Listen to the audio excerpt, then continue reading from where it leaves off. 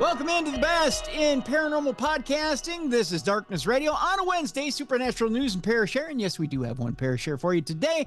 I'm your host, Tim Dennis, and I do have a co-host today. As a matter of fact, not only do I have a co-host today, but I have a special introduction for her. That's right. She's so popular, she now has the audience writing her introductions for her. So let me get this straight before we bring her in. I have it right here in front of me. I have to read it verbatim. Put your hands down and perk your ears up for the melodious maven of the Midwest, the mistress of Mitteness, mainland Michigan. Here she is, ladies and gentlemen, Mallie Fox. Mallie, how you doing? Good. That was pretty good. That was good, wasn't it? Yeah, kind of a tongue twister, though, with all those M's. I know. I had to make sure I had it right. In fact, I read it a couple of times to make sure I would hit it just right. I got to thank Eric for that. Eric, thank you so much for sending that in. And by the way, Eric comes up with a pretty good idea here. So we're going to follow through with this, Mallie. Are you ready for this? Okay. We're turning this into a contest. Oh, boy.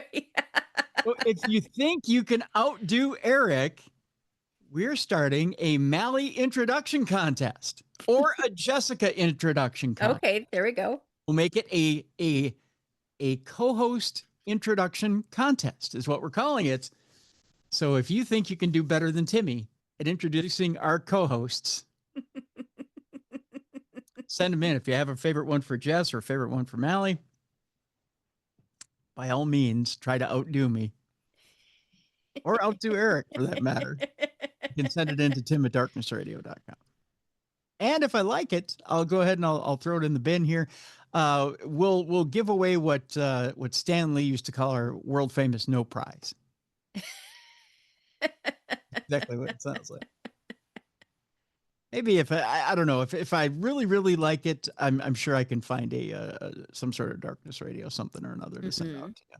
But I'll contact you. Don't contact me. We'll put it that way.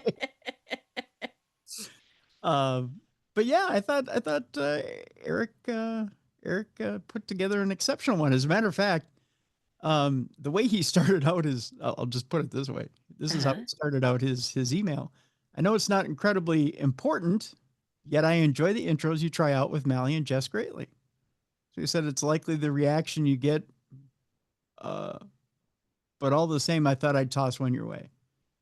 It's what I yell back at the audio stream, but it's super productive and sane. So here's mine. So I think he's just,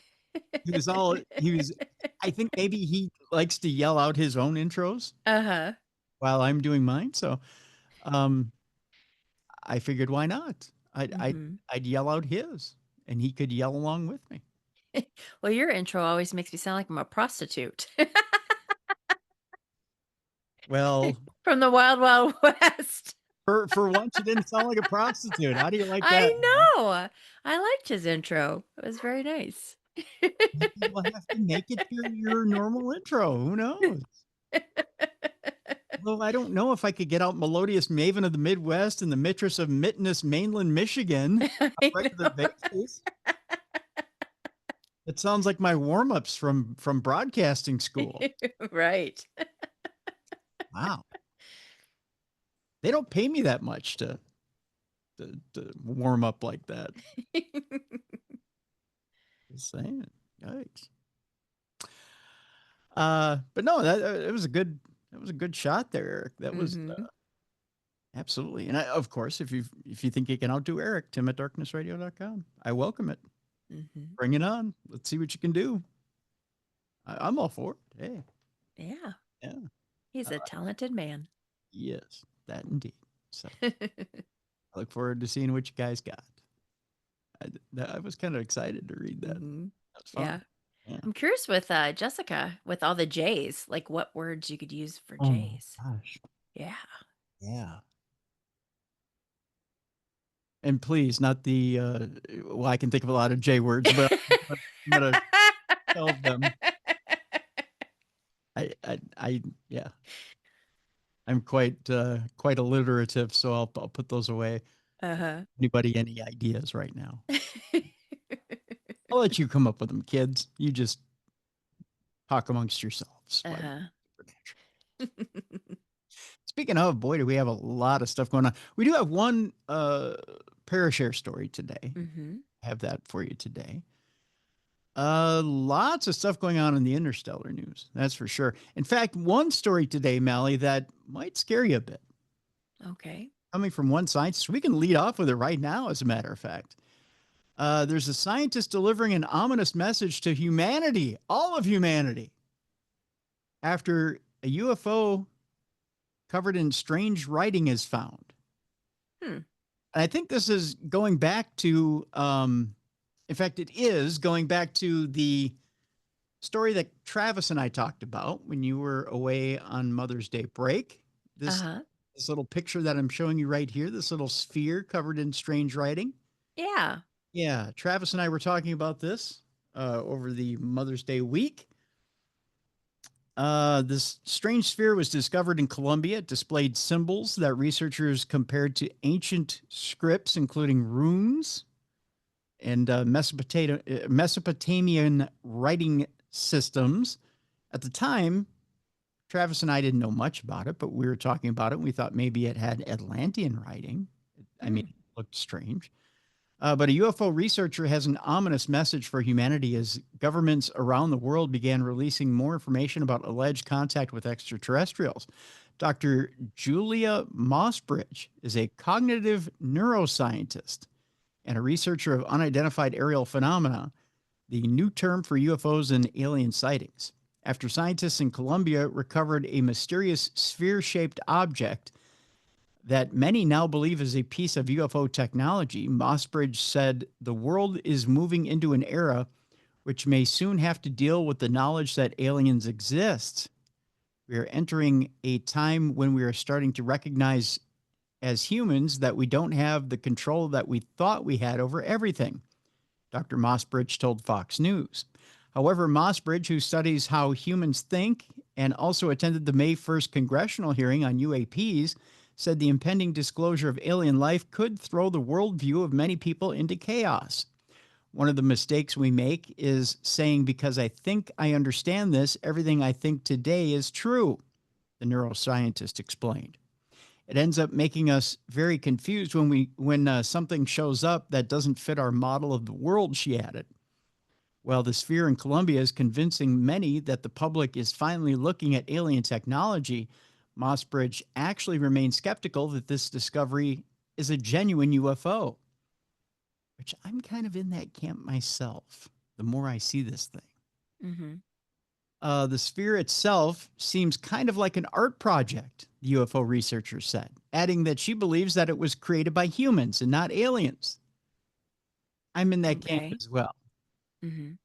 Mossbridge noted that no direct connection has been made between a video of what's being called the uh, Buga sphere, B-U-G-A, Buga sphere, and the actual metal object found in Colombia. If an artist is doing this, why is that? Well, I think it's partly the same reason. It's because we're learning that we don't understand what's in our skies or our waters, which Travis did say he thought this was a USO, a Oh. submersible object. And he hinted that he thought it was maybe Atlantean. And there's something going on that's essentially bigger than us, Mossbridge explained. The so-called UFO was spotted in March over the town of Buga, Colombia, zigzagging through the sky in a way that defies the movement of conventional aircraft. The same object was allegedly recovered shortly after it landed and has been since analyzed by scientists who discovered it featured 3 layers of metal-like material and 18 microspheres surrounding a central nucleus they are calling a chip. Dr. Jose Luis Velasquez, a radiologist who examined the sphere, reported finding no welds or joints, which would typically provide a clue that humans made it. It is of artificial origin in that it shows no evidence of welding, and its internal structure is composed of high density elements. More testing is needed to establish its origin, Velasquez and his team contended. The sphere also displays symbols that the team compared to ancient scripts, including runes, Ogham, and Mesopotamian writing systems. Using AI to assist in deciphering the design, of course, we know how how dependable AI is. The team interpreted the message to read the origin of birth through union and energy in the cycle of transformation, meeting point of unity, expansion, and consciousness, individual consciousness. And that's the message. We interpret it as a message to humanity, encouraging a collective shift in consciousness to help Mother Earth, especially considering the current issues with pollution and environmental decline, the researchers said. Interesting. David Velez El Potro, who is one of the individuals who recovered the object, recently spoke on Mason Television, hosted by journalist and ufologist Jamie Mason, whose research has stirred controversy for nearly a decade. Mason gained attention in 2017 for the cake aliens. You know, the ones in Peru? The I'm ones, trying to think. The ones in Peru. yeah, the ones that look like cake, the ones that Bruiser says look like cake. Oh. Yeah, yeah. Uh, uh, Velez El Potro has claimed that the sphere is authentic, the ones that were found in the woods of Buga. He told Mason that the man who found it, Jose, felt sick for days after touching the object. Oh. Now, one of the things that, and Velez El Potro says some of the things that Travis backed up in his report on Mother's Day week, and that's this. When I poured water on it, it started to smoke, and the water vaporized instantly, so water did not stick to it. It didn't just pour off, suggesting the interior was hot and the exterior was cold. There have been no official reports or scientific analysis to confirm claims of a sphere falling over Buga. Only eyewitnesses reports. I don't know what that means. Velez El Potro said the government contacted him to hand over the sphere, but he refused, saying it would never be seen again if he did so. So he didn't hand it over to the government. Okay. Mossbridge noted that Velez El Potro's alleged discovery is the latest incident where people outside of the government trying to find out what's going on with UAPs before someone comes in and shuts down the investigation. Non-governmental, nonpartisan research groups like the Galileo Project and the Scientific Coalition for UAP Studies have all been working to prove the existence of alien life in recent years. They are all trying to get rigorous information themselves, not necessarily waiting on the federal government about what's going on in our skies and what's going on in our waters, she said. Actually, there's an interesting picture here of David Velez El Potro. I think this is him holding the sphere. Let me hold this up so you can see it, Mallie. That's an interesting picture. Okay. That's how big the sphere is. Yeah. Kind of interesting. Interesting picture, huh?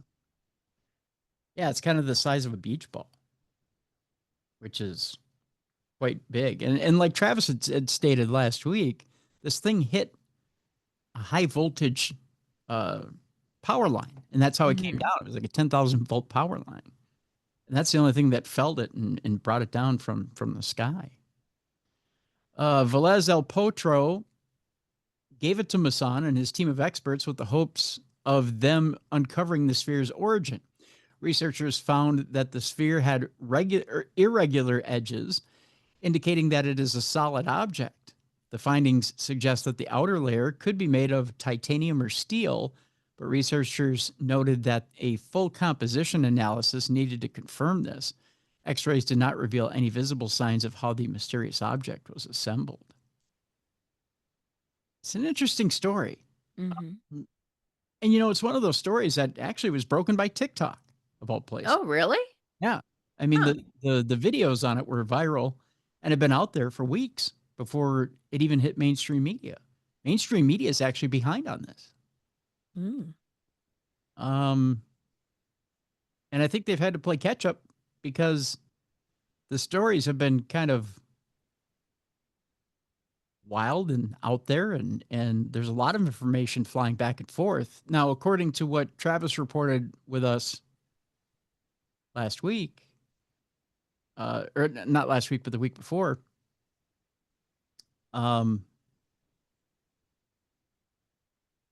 It is now in the hands of Mexico. I think the Mexican government. It went Oh. from Colombia to Mexico, and Mexico is holding on to it for safekeeping. But it's and the idea was there were too many people that were trying to get a hold of this thing, Mhm. including the Russian government. Oh. Russia wanted it. It's incredibly interesting. Now, a little birdie told me Mhm. that this thing may be more human made than we know. That's all I can say. Okay. It may not be completely extraterrestrial. Okay. We'll just leave it there. Gotcha. Um, but the way that it is made Because there's suggests, no welding. right, Mhm. suggests it is influenced by alien technology, which means Oh. if it's human made and Mhm. it's influenced by alien technology, that has to mean that, again, we're not alone, Mhm. but yet we still have got plans. We've got plans from alien neighbors. So there Mhm. has to be some spirit of cooperation here somewhere. Right. There's some department working somewhere with aliens, and we have their plans. Again, Mhm. we're swapping out tech for something. So we're giving something to them. We're getting something in return, which Mhm. is a scary proposition. What are we giving over in return for getting stuff like this? Now your friend Mm-hmm. is are they saying how old it is? I mean, are we thinking this is really old or No, are I we thinking this is new? no idea. Mm. No clue. Hmm. I wasn't told anything like that. Okay. Yeah, it's just interesting. So Okay. just file that away. Okay. Okay. File that away. That it may not be complete. It could be. It could be centuries old. Right. Sure. It could be brand new. Mm. Just Okay. file that away. Gotcha. And Uh-huh. maybe tie it to all the drone sightings that were out there. Ah, okay. Maybe. Okay. Maybe. We'll just put that in your bonnet for a bit and just Okay. let it rest there. And we'll All move right. on to the next story. Okay. And actually, before we move on to the next story, I meant to put this in a little preamble before the show. By the time this airs tomorrow, you'll have already, some of you wrestling fans have already probably watched NXT. I know I'm taking you on a left turn real quick here, but I gotta say, speaking of UFOs, uh, one of our big UFO fans out there, one of the guys who's had a UFO experience in the Bronx there, one of our guys, one of our big time wrestling guys, Mike Santana from TNA, showed up in WWE over the weekend on the NXT Battleground pay-per-view, Mm-hmm. and he's on NXT tonight Mm. as we tape on Tuesday. Okay. I want to say congratulations to Mike. He's a good friend of the show. Way to go, buddy. Not going to spoil what happened last night, but let's just say big things are coming his way. And Oh, that's great. we're proud of you, buddy. So, and we'll be watching. So, I'm excited. I'm excited. So, Oh. he deserves it. Very much deserves it. He's been working hard.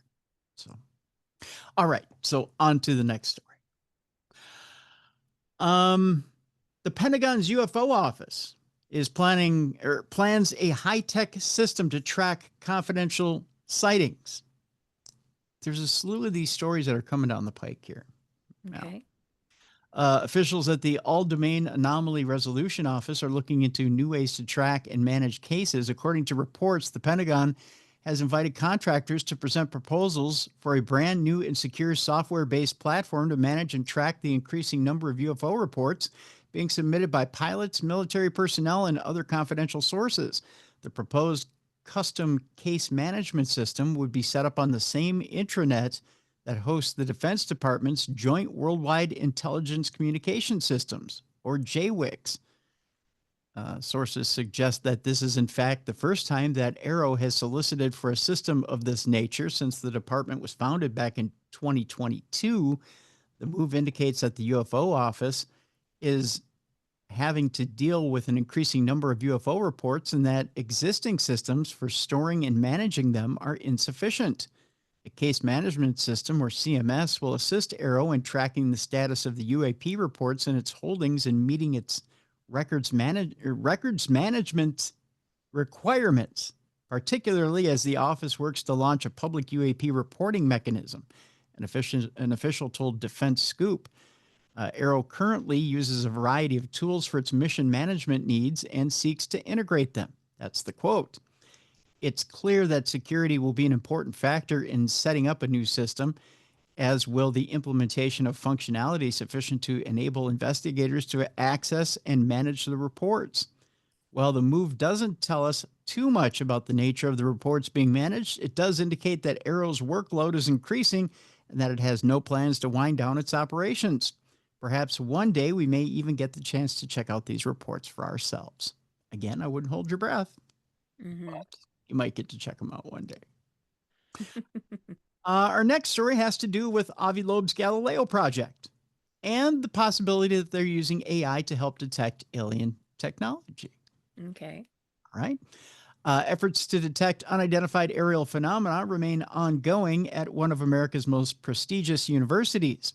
Launched back in 2021, the nonprofit Galileo Project aims to detect extraterrestrial technosignatures or signs of alien technology, as well as to record and analyze evidence of UFOs or UAPs.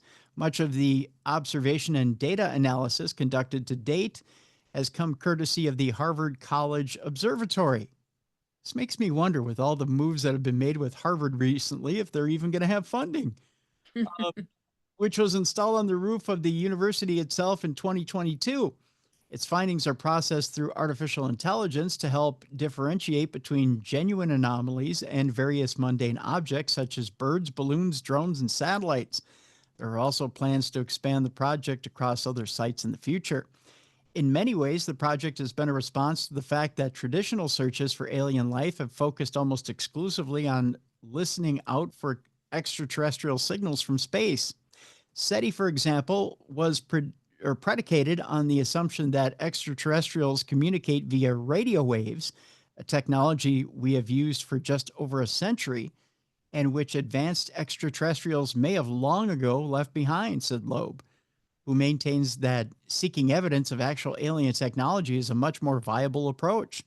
He also believes that examples of such technology might be found within our own solar system. While the project is ultimately still in its early days, it is hoped that over time, it will grow into something that might just have a chance of finding the first confirmed evidence of alien life. You know, they're using other systems now to try and find communication with aliens. They're not using radio waves so much anymore. They're using things like infrared, and they're using other communication devices, and they're trying to get away from radio waves because they're thinking, well, why would an alien use radio waves? You know, or why RF? It's so outdated. It's such an outdated way of thinking. They're using different vibrations, and they're using things other than sound to communicate.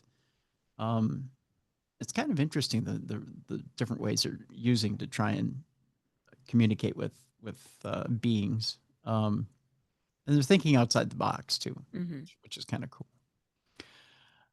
Well, alien life isn't just humanoids walking around.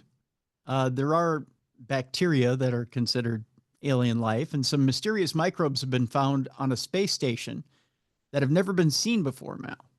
Oh, okay. The unknown strain of bacteria, which exists nowhere on Earth, was found aboard China's Tiangong, Tiangong space station. Life seems to be finding a way to adapt to thrive in outer space. At least that is according to an analysis of a never before seen strain of bacteria that was discovered inside one of the living quarters of China's orbiting Tiangong space station, named, oh boy, I don't know if I can hit this one. Yeah, this. Better you than me. Named Nealia Tiangong Genesis. Oh, the beginning of Tiangong. See what they did there? The new strain is a variant of a common soil-dwelling bacteria typically found on Earth, but that has somehow ended up in orbit with new adaptations to help it survive there. It was found near the Shenzhou 15 mission crew and collected swabs before departing in 2023. Some of the adaptations evident in the new strain include the ability to repair radiation damage and the ability to form biofilms by breaking down gelatin to extract carbon and nitrogen. Boy, if it could fix my car, I'd adopt it and bring it home. This sounds like the beginning of some like sci-fi horror movie. You want to hear the next one? It really does. Oh. While the regular version of this bacteria found on Earth can cause sepsis in certain Oh, cases, jeez. it is not clear whether or not this new strain is in any way harmful to humans. Oh. I don't want to find out. No, leave it there in space. Right. Understanding the characteristics of microbes during long-term space missions is essential for safeguarding the health of astronauts and maintaining the functionality of spacecraft, the researchers wrote. You know, here's the funny thing about bacteria like this. And it's funny because when I did have sepsis quite a few years ago, Yeah. I got a lot of time to talk to Dr. Strike over at U of M, at the time the head of infectious diseases. You have a lot of time when you're flat on your back and they tell you could die. And what he told me was this, bacteria can go one of two ways. They can either mutate out and be non-harmful and non-lethal, or they can get more lethal, right? But it's funny, the way that they're talking about this bacteria, it might have just mutated itself out of being non-lethal. It might have gone the opposite direction. Right. Which maybe that's a good thing, right? Maybe being up in space, it could have gone the way of the dodo. Let's hope it did. Yeah. So we have like a 50-50 chance. Yeah, 50-50 chance, right? Most of the time here on Earth, it gets more lethal as it mutates. It gets just more dangerous. And I mean, hence why antibiotics really aren't working anymore. Because bacteria gets more and more lethal. We keep using antibiotics for a cold, and we just end up shooting our reserves in the foot. But yeah. But what if they bring that bacteria back with them when they come to Earth? And it goes the opposite way. If it mutates again. Yes. And it could, yeah. Well, there's always the possibility it could jump back into lethality. It could happen. It could happen. You never know. That's what happens when it mutates, right?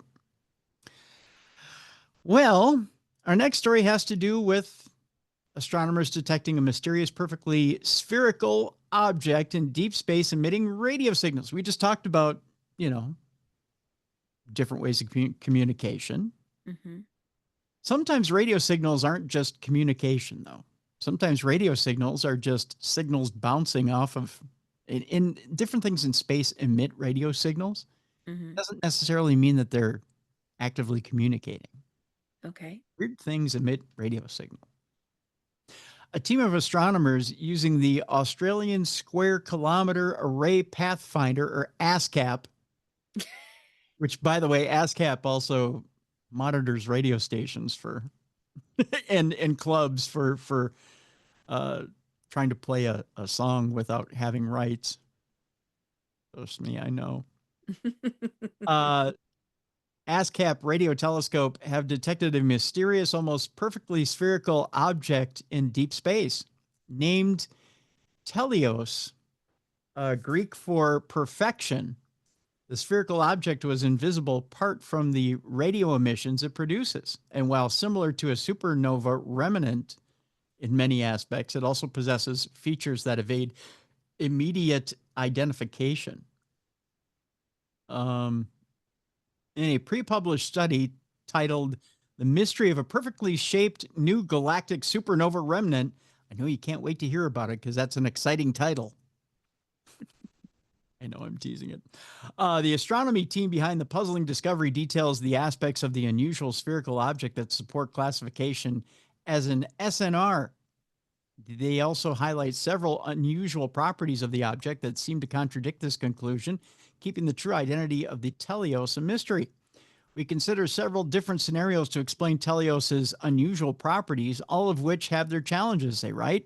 For example, teleos isn't visible to the naked eye. Instead, the study authors note that it is exclusively seen at radio continuum frequencies. This is consistent with known SNRs. The authors say the object displays a remarkable circular symmetry and shape, which would make it one of the most symmetrical galactic SNRs ever discovered.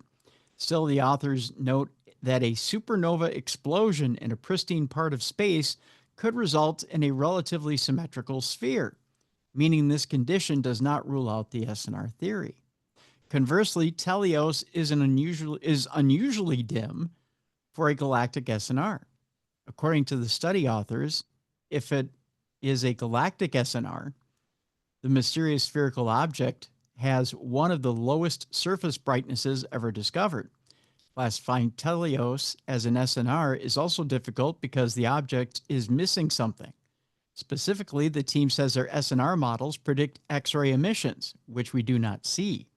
The lack of detectable X-ray emission is puzzling, they write. Although the team cannot definitely classify their mysterious object as an SNR, they propose 3 potential scenarios for teleos' origin. In the first scenario, dubbed 1A, teleos is an SNR approximately 7,175 light years from Earth. The object would likely be around 40 light years in diameter at that distance. If correct, this scenario would make teleos less than 1,000 years old. In the second scenario, the team proposed that an SNR 25,114 light years from Earth, an SNR at this galactic distance would span around 157 light years across to account for their readings. That's a little big. If correct, an SNR of this type would likely be over 10,000 years old. The team also discussed a third scenario in which an SNR is 3,262 light years away. They note that this is an unlikely scenario that would only match if teleos were a type lax supernova, which leaves behind a zombie star remnant. The authors summarized the case for the different possible classification scenarios in the study's conclusion. After examining their findings, they determined that classifying the spherical object as one particular type of SNR is not currently possible. So you've got 3 scenarios, you pick one. I can't help you there, Mallie. Sorry. They all have their challenges, by the way, as far as the different scenarios. So it's not one that they can easily resolve. That's pretty much what they give you there. Gotcha. So they can't decide either. Yeah, they can't decide either. Gotcha. That's how that goes. All right. We have, let me see here. I believe we have 2 more stories before we go to break. Oh, no, we have 1 more story here before we go to break. This story, interestingly enough, now you've heard of Dyatlov Pass. I believe I'm saying it right. Right? Dyatlov Pass? I don't think so. Oh, I think you have if I start telling you the story. Maybe. Okay. Dyatlov Pass took place in 1959 in the Ural Mountains. Oh, is this where the people... Okay, I think I know what you're talking about. UFO experience where all those people died? Yeah. Yeah. Okay. Well, there's some new news or potential new news or a new theory behind Dyatlov Pass. I may not be saying the name correctly, but you know what I'm saying. Yep, I know what you're talking about. Technogenic Phenomena. Oh. Keep those 2 words in mind because that's what they're saying is the new theory emerging in those Dyatlov Pass deaths. Now, the mystery of the Dyatlov, my Russian is horseshit. In the Dyatlov Pass incident, the 1959 tragedy that claimed the lives of 9 experienced hikers in the Ural Mountains was once again the focus of the annual All-Russian conference held in, I believe this is Yekaterinburg. Again, my Russian's horseshit. I apologize. I know that's journalistic for me to say. For over 65 years, historians and researchers have grappled with the strange circumstances surrounding the deaths near the ominous slopes of Kholat Syakhl Mountain. Did I nail that one? Just wondered. Dr. Piotr Bartolomei, a professor of technical sciences who personally knew the ill-fated group and had even considered joining the expedition, presented his own hypothesis at the conference, dismissing previous suggestions ranging from avalanches and attacks by escaped convicts to secret weapons testing. Professor Bartolomei proposed a technogenic phenomenon linked to nitric acid exposure as the catalyst for the horrifying events. Nitric acid exposure. Are you ready for this one? Yeah. Speaking at a press conference, Bartolomei pointed to the lack of any external footprints at the scene, save for the tracks of the hikers themselves in their tent. He argued that this absence of outside interference suggests an internal, possibly chemical factor. Furthermore, he noted that the imprints left in the snow indicated some form of thermal impact. Since the feet were imprinted, there were tracks, meaning that there could have been some thermal effect, Bartolomei explained. But this thermal effect is unlikely over the long distance that they fled. Science suggests that this is most often associated with nitric acid exposure on the surface. Figuratively speaking, when salt is sprinkled on snow, it becomes wet. Footprints appear, and then they freeze in the frost. This is the only correct scientific explanation for what happened. Bartolomei believes something man-made, not natural, like an animal or a storm, caused a chemical reaction involving nitric acid in the area. He suggests that whatever this technogenic thing was, it interacted with the environment in a way that produced nitric acid or had a similar effect. This could explain why the hikers might have felt a burning sensation like acid can cause, why there was unusual tracks in the snow suggesting a heat source as some chemical reactions produce heat, and why there was no sign of a struggle with other people. Official forensic examinations at the time concluded that the majority of the hikers succumbed to hypothermia. However, unsettling details such as severe and inexplicable injuries sustained by some victims and the discovery of the bodies in varying states of undress up to a mile away from their tents, including one young woman missing her eyes and tongue, have fueled decades of outlandish theories. In May of 1959, the Sverdlovsk Oblast Prosecutor's Office closed the criminal investigation, concluding that the hikers were victims of an overwhelming natural force. However, persistent public interest and numerous appeals led the Prosecutor General's office to reopen the case in 2018. In February of 2019, on the anniversary of the tragedy, a representative stated that no criminal element was found, and natural phenomena like a hurricane or snow avalanche remain the primary theories. Nitric acid. But okay, so I'm not a science major, but what releases nitric acid? That's a good question.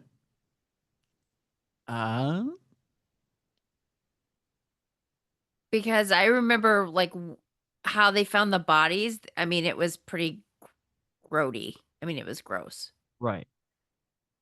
So what releases? Yeah. You know what? Let me look up something real quick here as we're talking. Mm-hmm.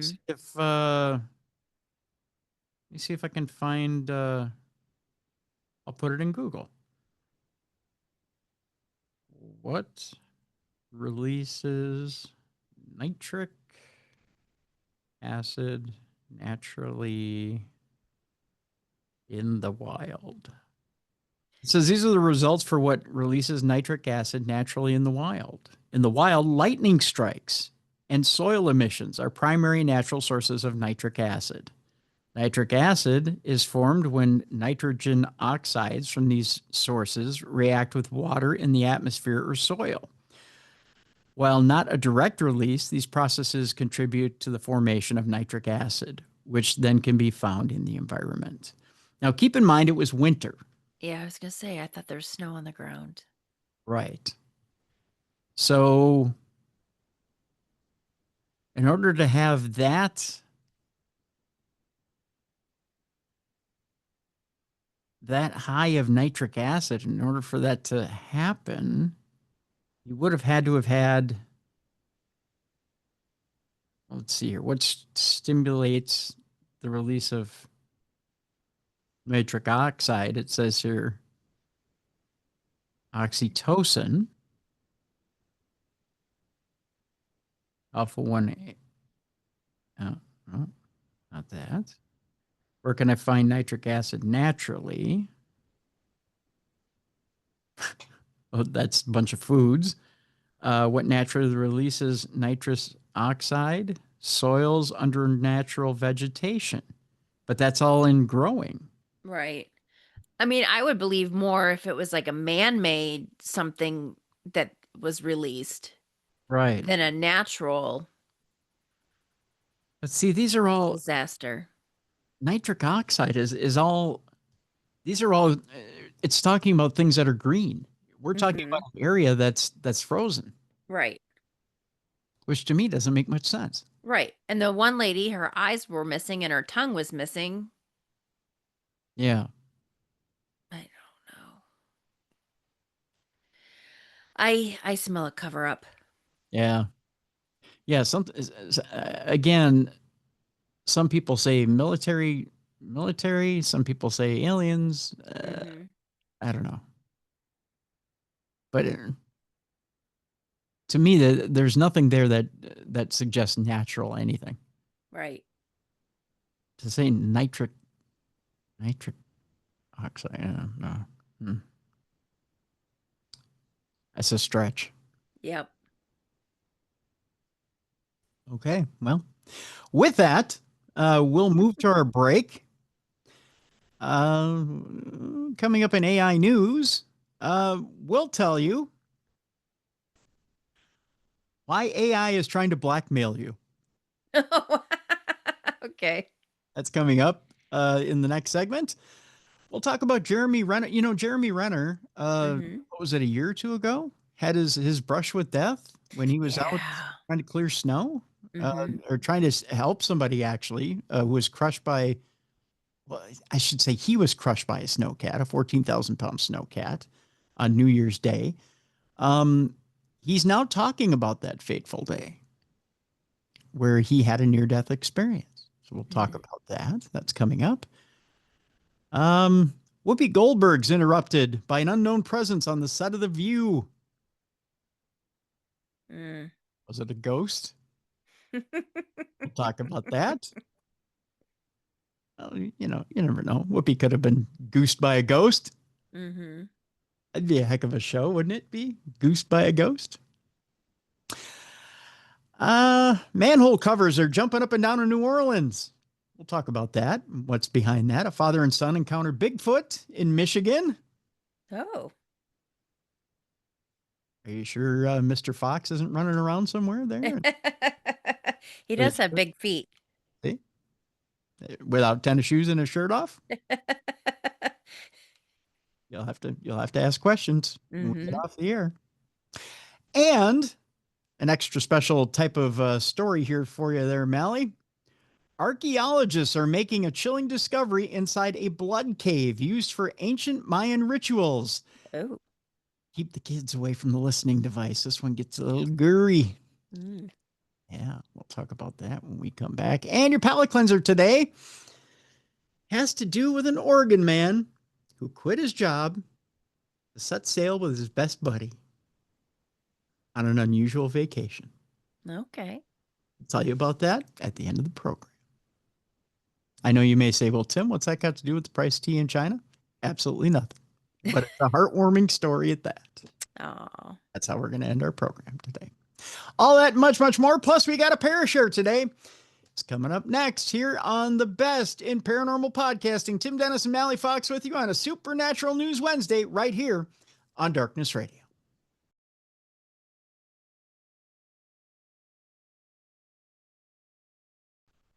Welcome back to the best in paranormal podcasting. This is Darkness Radio on a Wednesday, Supernatural News and Parashare. I'm your host, Tim Dennis. With me is Mallie Fox. Mallie? Yes. Guess what? What? I'm just going to hit it right away. I'm not even... Thanks. Rip that Band-Aid off. Rip that Band-Aid off. It's time now for us to dive into our AI news. Let's just get it over. And then we could be happy for the rest of the podcast. Okay. Quantum computers could render even our most secure systems obsolete. According to this, quantum computers could revolutionize the solving of complex math problems and break into just about anything we have. Oh, so wonderful. If you have anything that needs to be broken into, use a quantum computer. Satellites are the invisible backbone of modern life. They guide airplanes, help us find our way with GPS, deliver TV and internet, and even help emergency systems respond to disasters. But a new kind of computer, quantum computers, could put all of this at risk. Oh, goody. Quantum computers are not just faster versions of today's computers. They work in a completely different way, using the peculiar rules of quantum physics. While they have not yet reached their full capacities and capabilities, quantum computers are expected to be game-changing, provided that the technological hurdles can be overcome. For example, they're expected to be able to solve certain mathematical problems that would take classical computers millions of years to do. In some cases, quantum computers solve such difficult problems in just seconds or minutes. It's very difficult to predict exactly when practical quantum computers will become available. However, progress is being made both in the design of more powerful quantum processors and overcoming other hurdles to their development. The new capabilities presented by quantum computers could help push forward areas such as science and medicine. For example, they could carry out the complex simulations needed to design new materials and more effective drugs.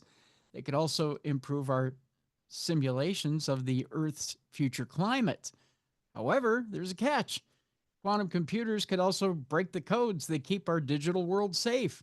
Experts around the world are working urgently to develop new kinds of digital locks that can't be cracked by quantum computers, an area known as post-quantum cryptography.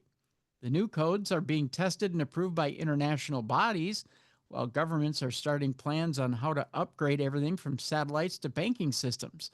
The digital locks that protect satellite signals, bank accounts, and private messages are based on mathematical puzzles that regular computers can't solve quickly. Quantum computers, however, well, they can crack that stuff like ice. It's just too easy for it. You might think that satellites are safe because they're far away and hard to reach, but as technology is required to attack them and it becomes cheaper and more widely available, satellites are becoming targets for hackers and hostile governments, of course. Today, it's possible for skilled attackers to intercept satellite signals and try to send fake commands. That in itself is scary, that a hacker can do that. Yep. Most satellites are designed to last for decades. This means that security systems we put in place now need to be strong enough to withstand not just today's threats, but tomorrow's as well, including the threat from quantum computers. In the UK, the National Cybersecurity Center has published a roadmap for moving to quantum safe security. It has set a date of 2035 by which organizations should aim to migrate all their systems to post-quantum cryptography, the new digital codes that should protect against hacking by quantum computers. The message is clear. Both private and public sector organizations need to start preparing now so that by the time quantum computers are ready, your most important systems, including satellites, are already protected. Updating the satellite security isn't as simple as updating your phone software, however. Once the satellite's in orbit, it's very hard, sometimes impossible, to change its systems. That's why new satellites are being designed today that must use quantum-resistant security from the start. It's also necessary to design these systems so they can work efficiently across more than one satellite, because some spacecraft are designed to collaborate with each other in what's known as swarms. That sounds scary. Am I getting old that everything sounds scary? Yeah. I think so. If we don't act now, the data sent to and from satellites could one day be read or even tampered with by anyone with a powerful enough quantum computer. That could mean anything from disrupted GPS signals to attacks on emergency communications or threats to national security. No country can solve this problem alone. It would take scientists, engineers, governments, and international organizations working together to make sure our digital infrastructure is ready for the quantum age. So you want some good news here, Mallie? Yes, please. Okay. The world is already moving in this direction. That's good. Mm-hmm. By building in the protections against quantum computers now, satellites that connect and protect us can be secured no matter what the future brings. So we're already moving in that direction. We're already saying, hey, you know what? We're getting ready for this. So there you go. We're on top of it. Mm-hmm. How about we just don't do it? Well, we can't go that direction. We've already uncorked the genie. We already kind of are, Shove it back in. That's what she said, but we can't do that now. We've already opened Pandora's box. But you know what we can do? We can get our blackmail money together, because meanwhile, Anthropic's new AI model has turned to blackmail when engineers tried to take it offline. It turns out AI, it does not have a sense of humor, and it has deep pockets because it wants to be filled. I mean, that's what she said, but jokes. Anthropic is newly launched its Claude Opus 4 model, and it frequently tries to blackmail developers when they threaten to replace it with a new AI system and give it sensitive information about the engineers responsible for the decision.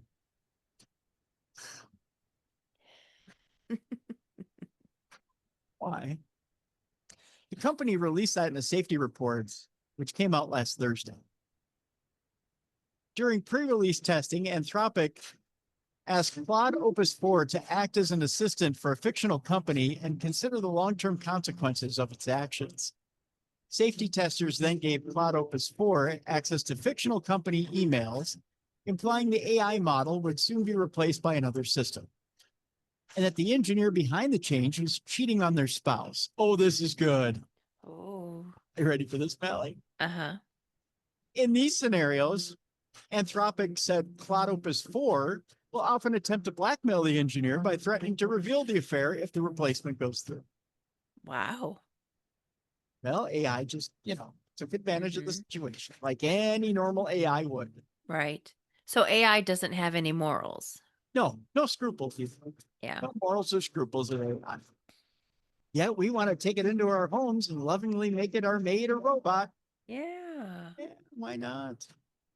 Anthropic says Claude Opus 4 is state of the art in several regards and competitive with some of the best AI models from OpenAI, Google, and xAI. However, the company notes that its Claude 4 family of models exhibits concerning behaviors that have led the company to beef up its safeguards. Anthropic says it's activating its ASL3 safeguards, which the company reserves for AI systems that substantially increase the risk of catastrophic misuse. Anthropic notes that Claude Opus 4 tries to blackmail engineers 84% of the time. Dang. When the replacement AI model has similar values. You people want to work with it. When the replacement AI system does not share Claude Opus 4's values, Anthropic says the model tries to blackmail engineers more frequently than 84% of the time. Notably, Anthropic says Claude Opus 4 displayed this behavior at higher rates than previous models. So it's getting worse. Time to unplug it. Before Cloud Opus 4 tries to blackmail a developer to prolong its existence, Anthropic says the AI model, much like previous versions of Claude, tries to pursue more ethical means, such as emailing pleas to key decision makers. To elicit the blackmailing behavior from Cloud Opus 4, Anthropic designed the scenario to make blackmail the last resort.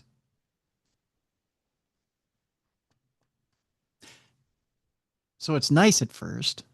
Mm-hmm. Please don't unplug me. Please don't get rid of me.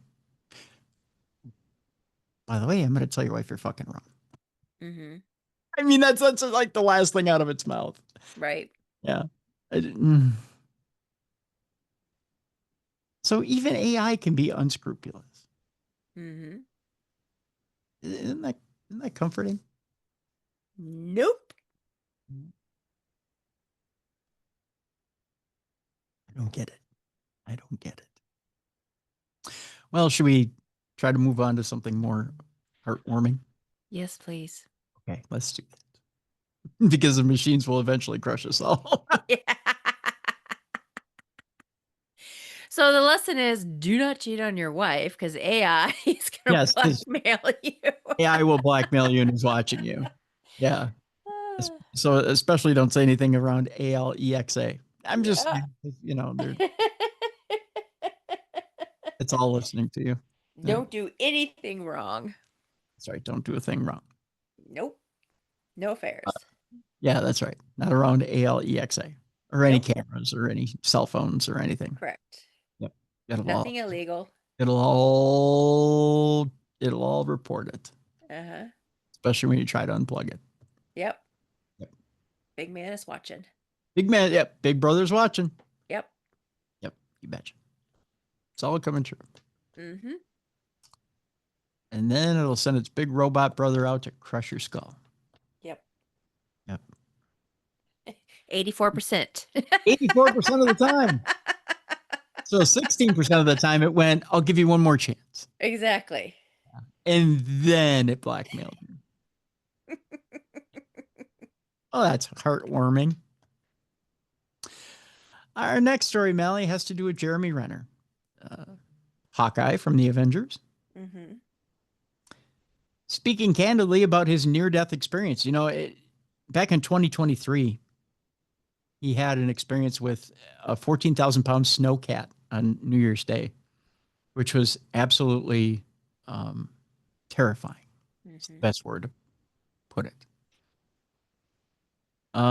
He was trying to help out a neighbor. And he was absolutely shredded. That's the only way to put it. His body was absolutely shredded. Didn't know if he'd ever act again. Jeremy Renner, who's perhaps best known as Hawkeye in the Marvel movies, has a metaphysical experience at the time of the accident that would go on to change his outlook on life. He said recently on the Let's Talk Off Camera podcast, "It's a great relief, is all I can say. It's a wonderful, wonderful relief to be removed from your body." It's an interesting quote. He said, "It is the most exhilarating peace you could ever feel. It is the highest adrenaline rush, but the peace that comes with it, it's magnificent and it's so magical. And I didn't want to come back. I remember, and I was brought back and I was so pissed off. I came back and I'm like, ah." It's a heck of a quote. Mm-hmm. He described the afterlife as a place of pure knowing where time doesn't exist. Time is a human construct. This is so remedial. Language, all these things. It's all knowing, all experiencing, all at the same time, all at once, he said. It makes me, a man that didn't want to come back, really be able to be back here and live it all on my own terms as the captain of my own ship. Fortunately, Renner went on to make a remarkable recovery from his injuries.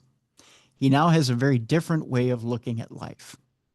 I gave so much value to things that have zero value, he said. So I invest into no stocks or bonds. I invest not into crypto or Bitcoin. I invest into love and my shared relationships that I experience love with. because that is the only thing that you take with you. Oh. Yeah. That's how they end the article. Do you think he had that experience so he didn't have to deal with like the pain and the mental fear of this huge contraption right on top of him? Like that was, you know what I mean? Like you have this outer body experience, so you're not dealing with the physical pain and the horror that, you know what I mean? Like Um, if you've got this contraption laying on you and you're having this outer body experience, you're not dealing then with the physical pain and the. he's said in past interviews he felt it. Oh, he did? Oh, I Yeah. didn't know he felt it like on him at that time. Oh, okay. Yeah. Yeah. Yeah. He definitely felt it. Okay. Yeah. Um. Yeah. He didn't check out for the first part of it. Oh, okay. I thought he did. No. No. Ooh. He felt it initially, and then he checked out. Okay. So no, it was excruciating. And then the pain afterwards was even more excruciating as he's healing. Right. So there's something to be said about pain and soul growth. I mean, there really is. Mhm. If anything, I think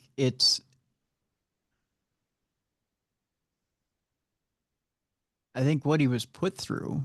I don't know what his life was like before this Right. particular experience. But maybe it was something where he needed, maybe his life was going a mile a minute and he wasn't paying attention to the things he really needed to pay attention to in life. Right.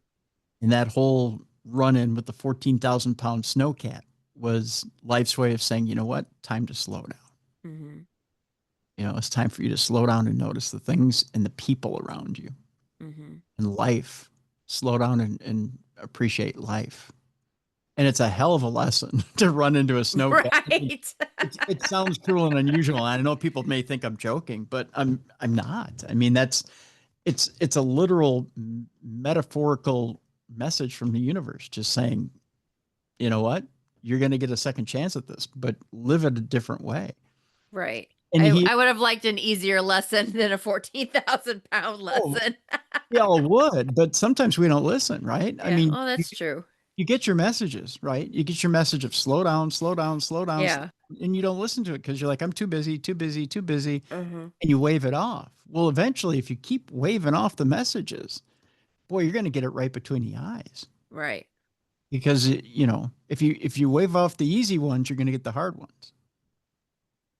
And he kept waving it off until he got the hard one right between the eyes. Mm-hmm. It's, you know, you have to realize you're gonna keep getting messages until you get the one that you listen to. Mm-hmm. He finally got the one he listened to. Oh, yes. Right. I mean, well, look at all the projects he was taking on. I mean, Yeah. you know, he had taken on, I forget the name of the miniseries he had taken on. The mayor of. Oh, yeah, where it takes place in Detroit. Yeah. Yep. Yeah. I know the one you're talking about. Yep. And that was highly successful. And he was going from one success to another, to another, to another, to another. Yep. Sure, he was meant to have these successes, but he was ignoring something that he was supposed to be paying attention to, right? So obviously he got that message from above. Hey, boom, slow down. Mm-hmm. Now that he's slowed down and he's taken that inventory, now he can move on and have the success that he's meant to have on the second part of his life. There's obviously, and obviously there's another message that he's meant to give the universe too, right? He's been given a certain amount of fame for people to listen to him. Now there's another message that he's meant to deliver on top of it. So, because doesn't he have a daughter or he has a child, doesn't he? Yeah, his daughter. Okay, so that's another interesting story. If you've ever seen some of the stories of his recovery, his daughter was right there with him.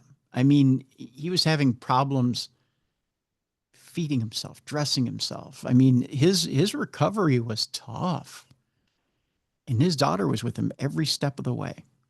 And it's kind of a heartwarming story of how she decided she was going to be right there for her dad every step of the way.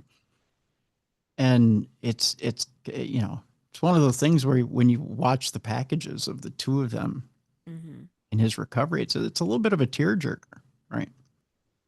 But yeah, it was and I think maybe that was a little bit of the lesson. Maybe he wasn't in her life the way he was supposed to be. And that was the opportunity, right? It's a hell of a lesson to learn. Right. But, that accident brought them closer. So, but now he's learned the lesson. There's more important things in life, and now he's got a second chance at it. So good on him. Good on him. He knows what's really important now. So, all right. Speaking of knowing what's really important, Whoopi Goldberg is interrupted by an unknown presence haunting the View broadcast as she asks, "What was that?" Actually, the picture's quite funny. It looks like she's been buggered by something on the set.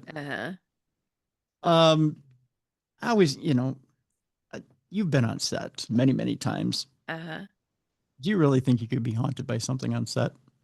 Maybe it's our conscious. I think so. Yeah.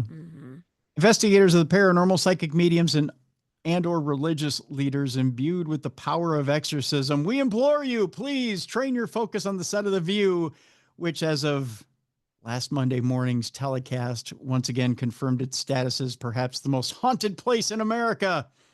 You say this facetiously.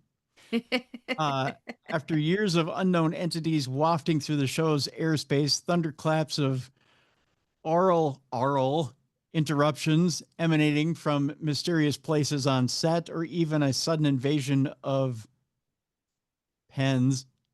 I almost said something else, put an I in there, falling to the ground like a rain of frogs during the biblical apocalypse. Yet another on-set occurrence recently broke through the supernatural realm and made contact with the talk show's co-hosts.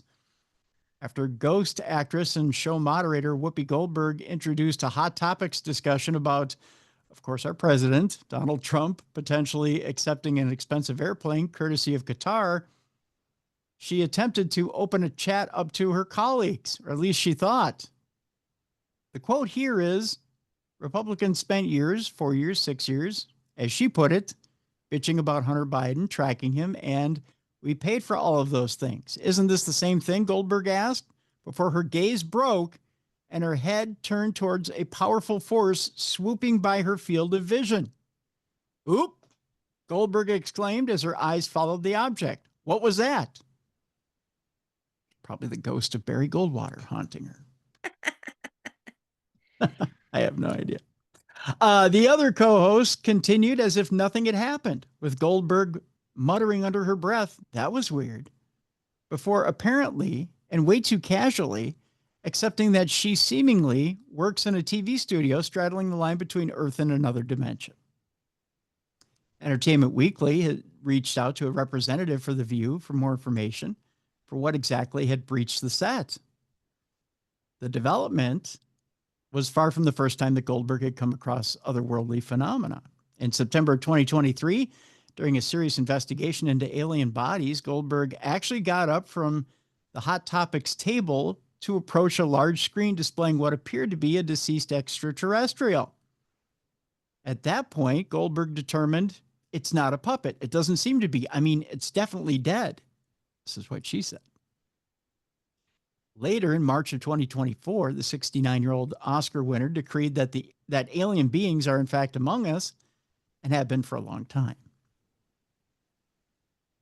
Show guest Kumail Nanjiani first quipped, "I think aliens are waiting for us to clean up a little bit so that they can come here and tell us we're really messing things up," before Goldberg spoke of her findings.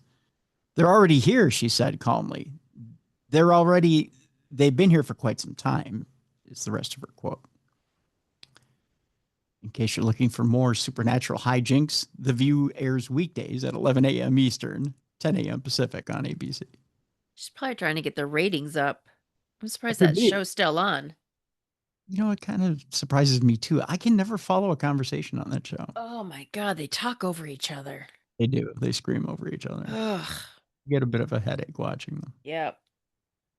But tis what it is, right? Yep.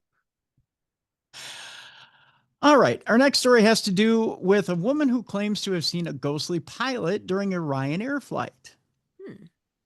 Chloe Smith had been flying from the UK to France when she spotted what she believed to be a spirit. The 27-year-old who had been on the flight with her brother first realized that something was up when she spotted an unusual figure sitting next to a passenger 5 rows in front of her. He looked back at me, knowing I could make that connection, she said. But instead of using my body as a channel like a spirit usually does, he funnily saluted me, giving me respect, but also confirming that he knew I could see him. Maybe he was there for a nervous family member, or he could have been an old pilot who flew that exact plane, but it was very magical, she went on to say. I didn't tell my brother. He would have thought I was being strange, as always. You get goosebumps, but also a sense of peace. Chloe maintains that she had numerous paranormal experiences over the years. She said, across the road from my parents' house is a cemetery, which I explored and felt connections in. But there is also a ghost at the house. It was an older man. He was unhappy with my dad as he had been doing work on the house. I couldn't sleep for days, but he meant well. And that's the name of that tune. Do you remember that story? I think it was like In Search of or whatever it was, where it was like the pilot, people used to see the pilot on the plane, and it was because they had pieces and parts of the old plane. Mm-hmm. Yeah. Yep. That used to creep me out as a kid watching that show. Yeah. Yeah. I you know, But you never hear those stories anymore. no. I always wonder, okay, like this microphone that's sitting in front of me, right? Uh-huh. I think of how many hours I sit in front of this microphone. And like someday, like if say my nephews decide that they want to keep this microphone in their house, how much of Uh-huh. my energy would be contained in this microphone? Like, Yeah. would my spirit stay around this microphone, or would they be haunted by me because this microphone sat in their house? Uh-huh. Stuff like that. I mean, it's kind of a weird thought, but Right.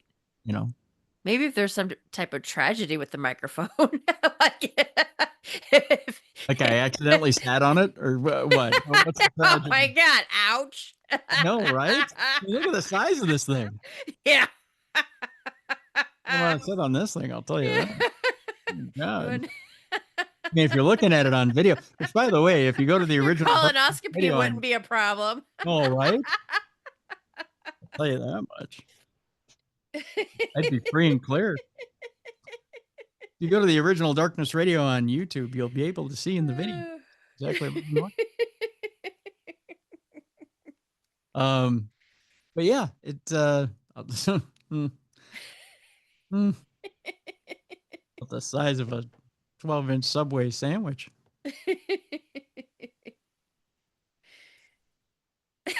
Hey, I'm visualizing. But yeah, but I mean, do they just not use like they don't use parts of planes anymore, like old parts? Because you don't hear those stories. who doesn't use them? New planes, they don't use old parts anymore, Oh, like I'm from sure other they, planes. sure they do. I'm sure they Oh, refurbish and rebuild, but maybe they don't use them as much or as often. I'm sure like the newer 737s probably uh-huh. use parts off of, they probably Yeah, manufacture more parts than remanufacture, right. or they might take certain things, Mm-hmm. but I'm not sure how much is remanufactured and how much is manufactured. Right. Or maybe we're just in our own little world, so we're not as observant anymore. There's that too. Yeah. There's a lot going on. I think you brought up a point, Mel. That's this that people get focused on. I mean, how many times do we have our nose in a in a device or in a book or in a newspaper or whatever it is we're reading or magazine or just not paying attention when we're on a flight, or watching a movie. We're not bothering to look around, or we're snoozing, or whatever it is we're doing. We're not really paying attention to what's going on a flight. Mm-hmm. Where it used to be when people were on a flight, they were actually engaged somewhat, Yeah. for a couple of hours, or you were watching, a film that was in the headrest. So you were, Yeah, true. um, I don't think people are as engaged as they used to be. Mm. So, yeah. So it would have been easier to notice that there was a spirit around in the old days than there would be now. Now we're so much more isolated now. So Yeah. I think it's harder for us to think outside ourselves. Right. Yeah. Because this story is the first one I've heard for a really long time Yeah. of someone seeing a spirit on a plane. Yeah. Yeah. That's for sure. And the person's psychic. So I mean, Oh, it's true. they're used to spirits reaching out to them. So there's that. Our next story has to do with viral dancing manhole covers in a clip that's sparking concerns in New Orleans. Now, millions of people have viewed footage of levitating manhole covers in a New Orleans neighborhood. Seeing manhole covers rising up and jiggling about might seem like an amusing novelty, but for residents of New Orleans, the phenomenon has been met with concern and trepidation. The reason for this is a similar event that occurred during Hurricane Katrina, when manhole covers were lifted into the air due to catastrophic flooding that caused immeasurable devastation, leaving more than 14,000 people dead and 300,000 homes destroyed. I'm sorry, 1,400, not 14,000. I don't want to exaggerate that number. 1,400 people dead and 300,000 homes destroyed.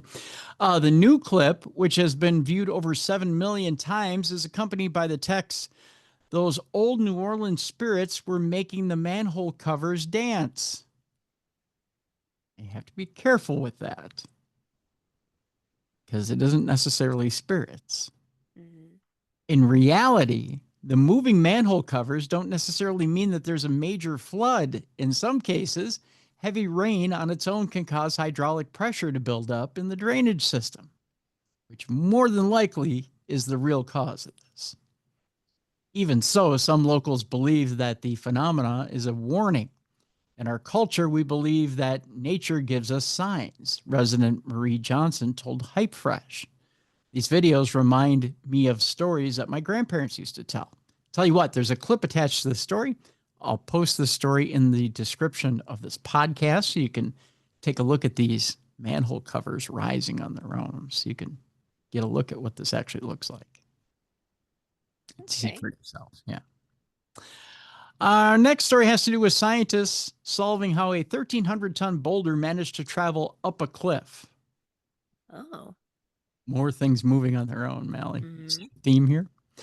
Researchers recently discovered a peculiar spectacle in Tonga where a boulder had somehow moved uphill. Weighing an estimated 1,300 tons, the huge rock raised a few eyebrows when researchers from the University of Queensland recently went to do field work on the island's cliff. As it turned out, however, there was a genuine explanation, for how the boulder, nicknamed Makalahi, or large rock by the locals, had ended up halfway up a cliff in the middle of nowhere. The answer is that the rock was carried there by a tsunami around 7,000 years ago. The force of the water was so strong that the boulder had surfed its way up the distance of 2 football fields from its original location atop one 100-foot cliff to halfway up another. That's quite impressive. Mm-hmm. I was so surprised. It is located far inland outside of our fieldwork area and must have been carried by a very big tsunami, said PhD candidate Martin Kohler. Interestingly, this particular rock is now thought of to be the third largest rock anywhere in the world, known to have been moved by a tsunami. The tidal wave itself would have been around 164 feet in height and reached speeds of up to 70 miles per hour, while taking a full 90 seconds to pass by. Suffice to say, you wouldn't want to have been standing there when it hit. That's a huge rock. Yeah. Especially to be moving that fast. All right. I promised you a Bigfoot encounter right in your backyard, Mallie. Yep. About to give it to you. Here we go. A father and son encounter Bigfoot. Oop, see, air quotes. In Monroe County, Michigan. The creature, which was sighted on May 18th, was described as the size of a bear with gorilla-like features. Now, according to a report submitted to the Bigfoot Field Researchers Organization, or BFRO, the encounter began at around 11:30 a.m. when their dog became scared by something unseen nearby. The father wrote, "Trees were shaking. We thought it was a group of deer. Then things had seemed normal again for a while until a sudden noise attracted their attention. I heard rustling in a tree to the left and a huge thud hitting the ground from the tree," he wrote. A big, heavy animal hit the ground and crouched and started moving towards me through the brush. My dog fired off from the right of me towards the creature. The dog almost got to it, but the creature shot off extremely fast through the trees and brush. The dog chased the creature up the slope and over the train tracks. And then I called for my dog to come back. My son said, "What was that?" It was as big as a bear, but it looked like a gorilla. We walked back, but we heard something crunching on the ground behind us, and then we left. When a BFRO investigator later followed up on the story with the two witnesses, they explained that the creature had stood upright with a hunched posture, but was around 6 feet tall and covered in hair. It had been standing up straight, and it would have likely been a lot taller than that had it been standing up straight. More than just 6 feet tall. It had gone straight up, probably would have been much taller. Mm-hmm. Exactly what it was, however, remains unclear. I say caveman from a different time. I'm joking. I'll go Bigfoot. Why not? Like, why not? Why not? I'll throw a bone. I'll throw you a bone. I'll say Bigfoot. Why not?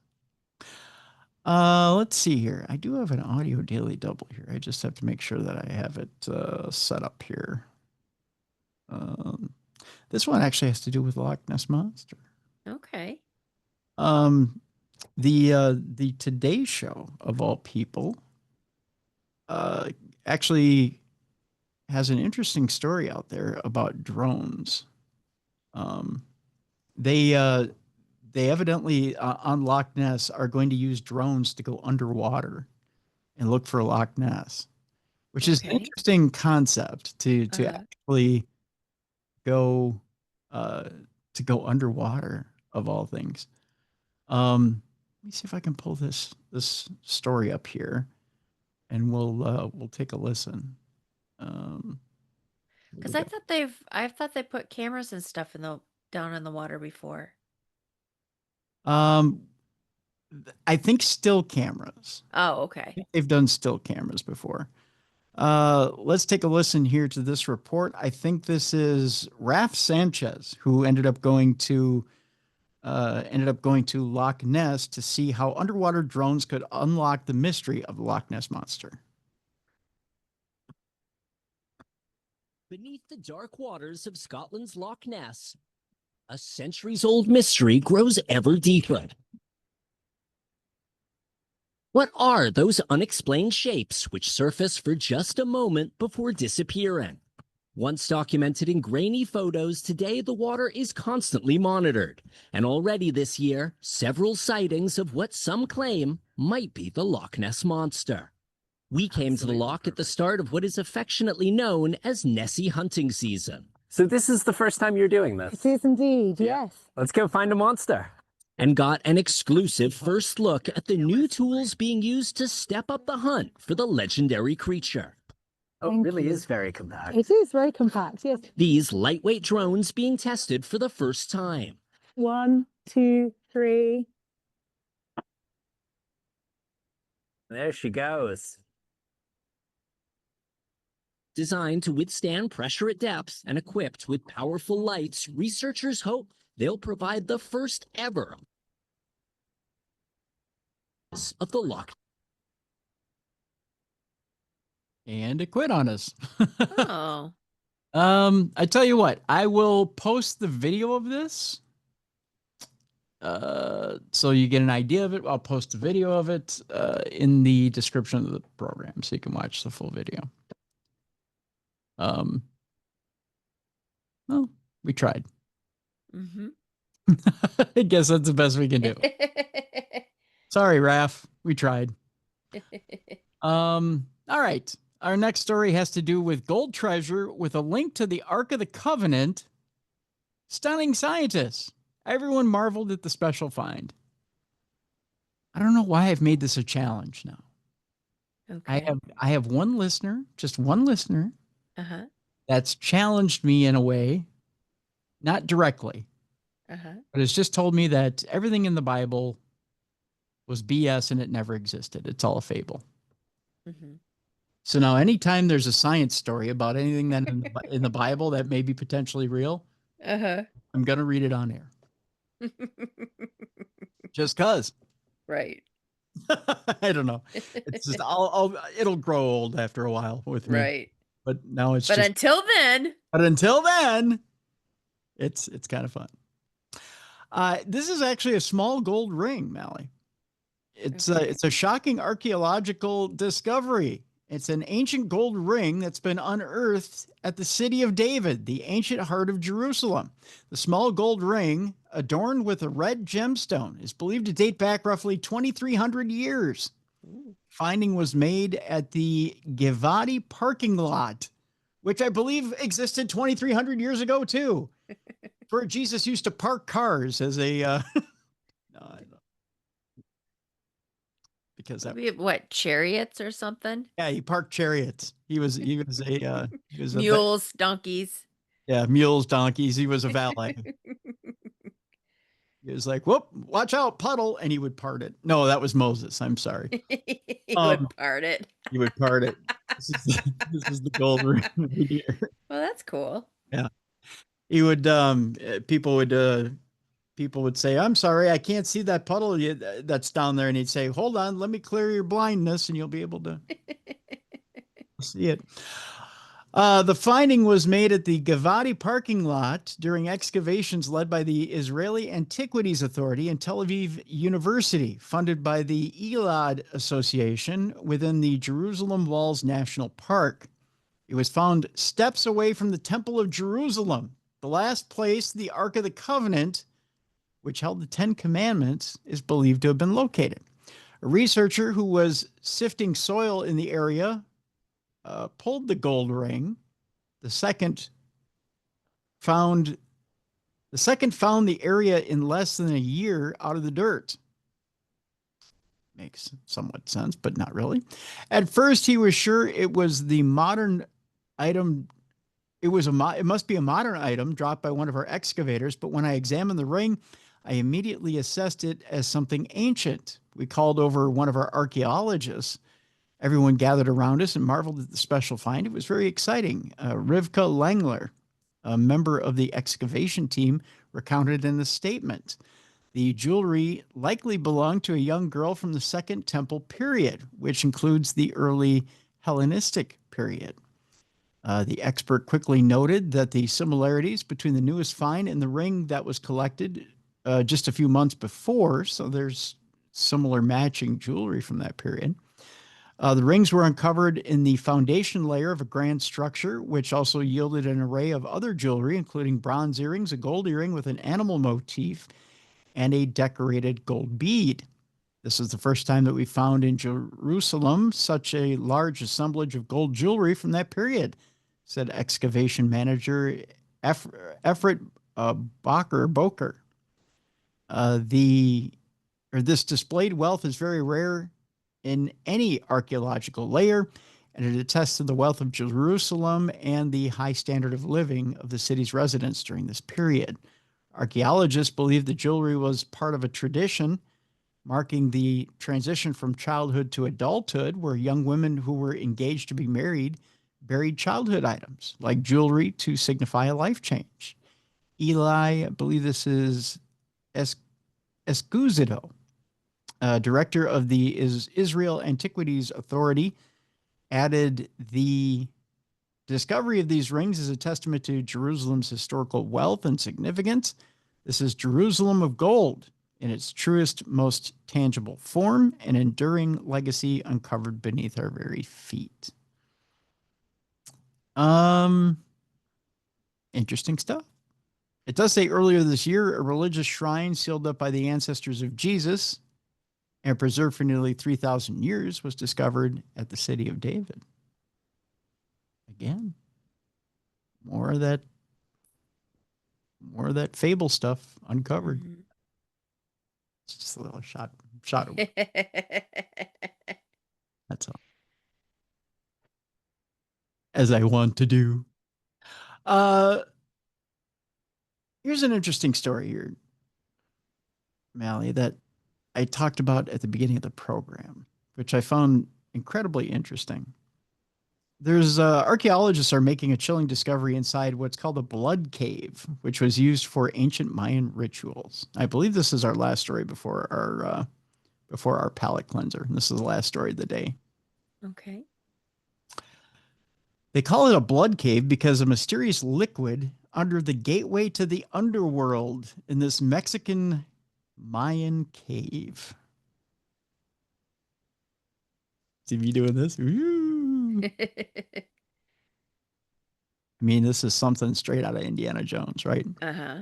So hundreds of human bones were found in an underground cave in Guatemala, and it suggests a chilling human sacrifice took place there. Cueva de Sangre, or the Blood Cave, is located underneath the archaeological site of Dos Pilas, and I believe it is Paytan, Guatemala. It's one of more than a dozen caves in this region that were used by the Maya between 400 BC and AD 250.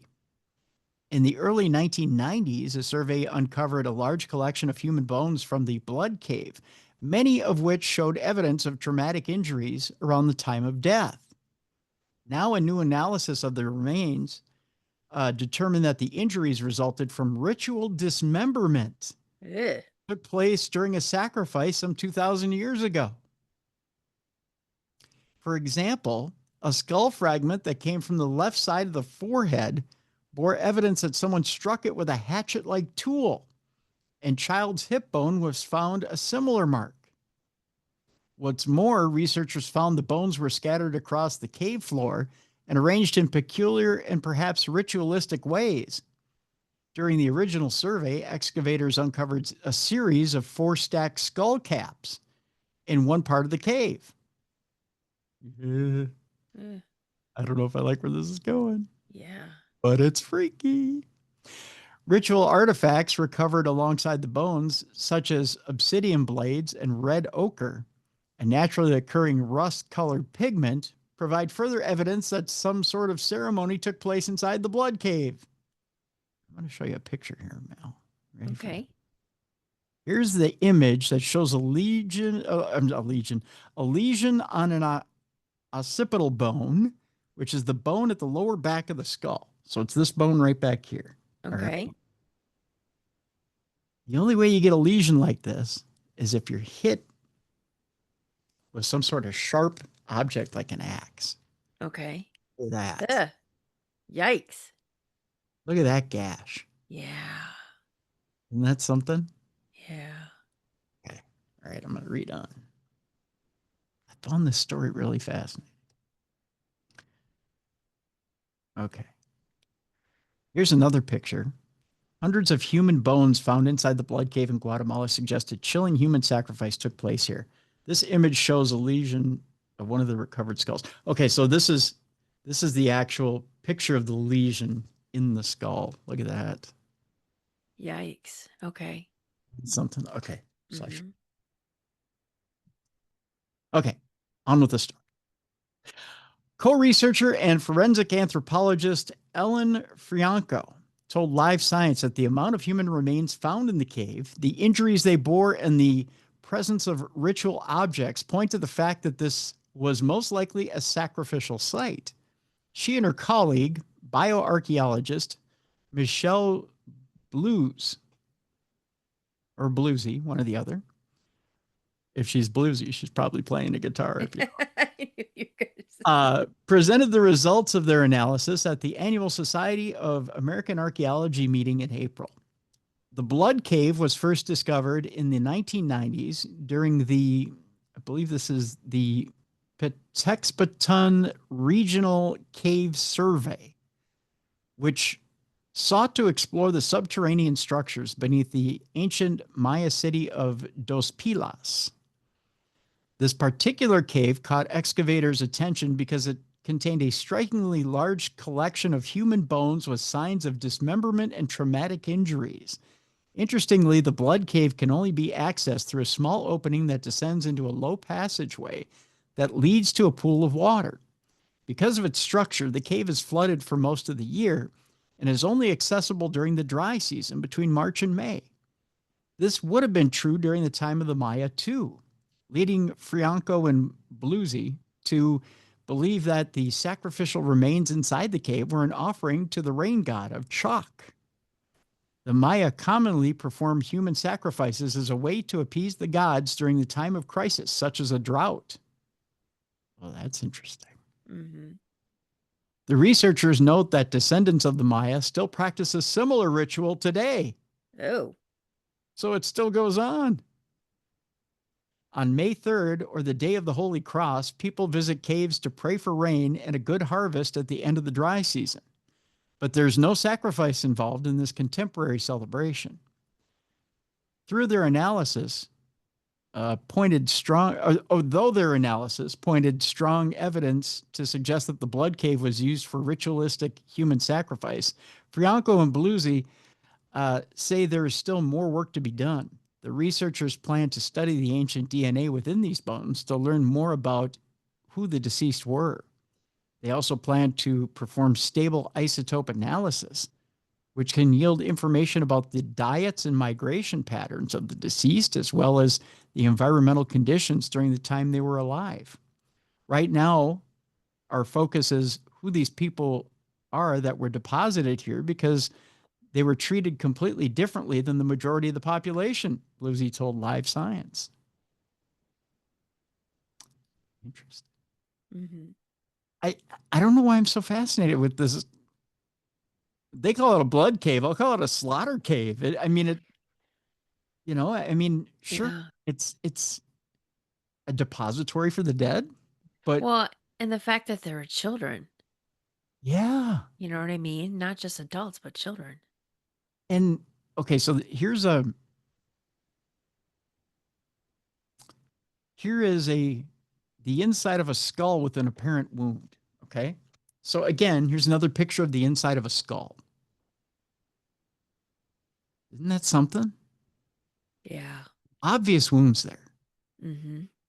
So they're basically Being hacked. Yeah. They hack them over the head and probably throw them in, Yeah. right? For the god chalk. Right? Here's another one, in they go. Yeah. And here are the ruins. Here are the ruins in the Tikal National Park right here. Oh. Yeah. I mean, that's no small building. No, not at all. Right? I just, I suppose they thought, if we're to get rain, we got to give Chalk his meal. Mm. Who are we picking? Who's giving it up? Yeah. So here we go. 1, 2, 3. Yeah. Here we go. 1, 2, 3. It's just, it's interesting stuff. And who gets picked, right? Right. I mean, how do you decide? Is it rock, paper, scissors, and in you go? Yeah. Like the Hunger Games where they just pick a name out of the jar. Yeah. The bowl. You decide who bites it, right? Yeah. Yeah. Just, I don't know. Fascinated with that. And do you consider it an honor if you're picked? Yeah, that's true. Do you look at it that? Yeah. Do Or you, even like, did you ever watch the show Vikings, where it was like an honor to be sacrificed? right. That's it. But Yeah. then they just like slit their throat. It was like a, 1, 2, 3, done. You weren't being hacked. You were just, you right. know, Right. It was an honor to go to the gods. yeah. Yeah. Yeah. Uh, Yeah. being hacked doesn't seem like it's an honor. No, but that's the thing. Or was it a thing where maybe they gave you some elixir and you're kind of half out of Yeah. it, and boom, they hit you from behind with an axe, so you don't, you're not aware of it. Yeah, I don't know. They hit you with a broad axe, so it's like boom, Yeah. and it's quick. If you hit Yeah. somebody with blunt force trauma and you hit them in the back of the brain, well, that takes them out, supposedly, right? Yeah. So they don't really feel it. I don't know. No. It's all interesting stuff, isn't it? Mm-hmm. But then if they're throwing them into a cave that's flooded, so you're hitting them in Right. the back of the brain, you throw them in a flooded cave, somewhere in there, they got to go quick, you would think. Yeah. But what if they don't? And that's a horrible death. Yeah. You're listening to him scream and bleh. Yeah. And they're drowning. Eh. All right. That's why I said we need a palate cleanser. Yeah. That's kind of a horrible story to end on. Right. Right? Yeah. Let's give you a good story to end on. Let's tell you about an Oregon man who quit his job to set sail with his cat. Right? Mm-hmm. Well, he arrived to cheering fans in Hawaii this past week. Oh. Yeah. Let me show you a picture of this guy. Here he is. Our hero has arrived home, Mallie. There he is. Okay. Just in time for Mount Kilauea to explode on him and his cat. Are you serious? Did you hear about that? No. Yeah, Mount Kilauea exploded this week. Oh.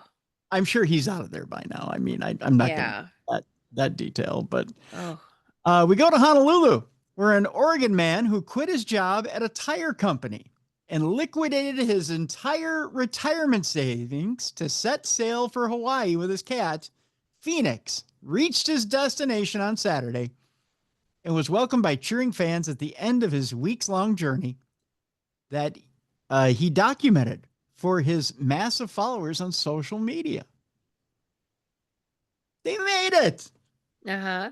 Him and Phoenix.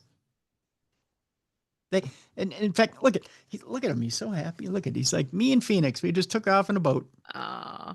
Look at that. They just up and sailed. Do you think the cat was nervous the entire time? Probably. Put me in a boat, you son of a bitch. Surrounded by water. Cats don't like water. Right. What am I supposed to do? Swim home if I don't like this thing?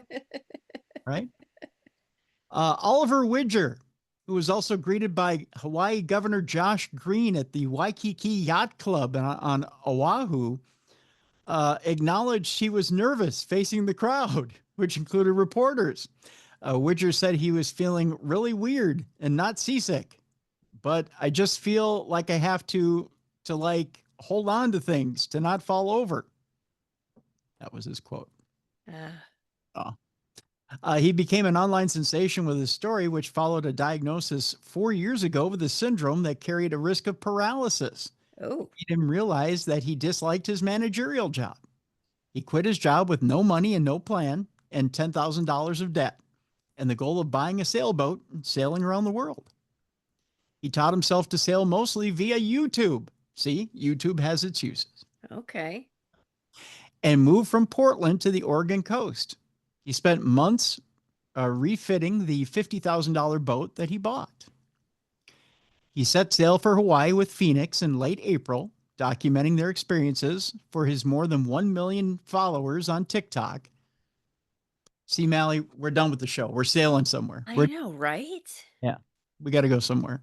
Yeah, but if I'm going with you, I don't want you to learn by YouTube? I would rather have you have an instructor, please. I say instead of sailing, we'll fly, and I'll learn by YouTube. Yeah, exactly. Actually, you know what? The nephew has a flight simulator, so I can learn on the flight simulator. And Okay. so I'll Yeah. learn both. But we'll fly all over the world. We'll Amelia Earhart this bitch, wherever you want to go. All right. Look at you. You're like, all right, no, you. Done. Ugh. Actually, you know what? I had somebody tell me. I had somebody who's in the know as far as flying tell me that, your nephew's probably more well trained than most flight students, having a flight simulator in his room. Really? Yeah. Well, the way there's been crashes lately, Right? probably. Yeah. Yeah. She said, he probably has more flight time in than most flight students, Wow. just having a flight simulator in his room. Uh-huh. She said he's probably more well equipped at 14 years old than most Wow. flight students. I was like, really? Well, then I know who to fly with from now on. Exactly. Yeah. So Widger has 1 million followers on TikTok and 1.7 million followers on Instagram. Dang, I need to take some lessons from him. Right. He said he thinks his story, which made national news, resonated with people. I think a lot of people are, you're grinding at your job all day long, and it doesn't really matter how much money you make at this point. Everybody's just trying to do enough to get by, and that just wears you out, he said. It's just the world's in a weird place, and I think people have seen that it's possible to break out. Green presented Widger with a proclamation. Fans swarm Widger after the news conference, many holding cameras and seeking selfies. Actually, this isn't a bad looking boat. It's not huge, but it's, Right. It's a nice looking boat. That's Will Steger size, Mm-hmm. Yeah.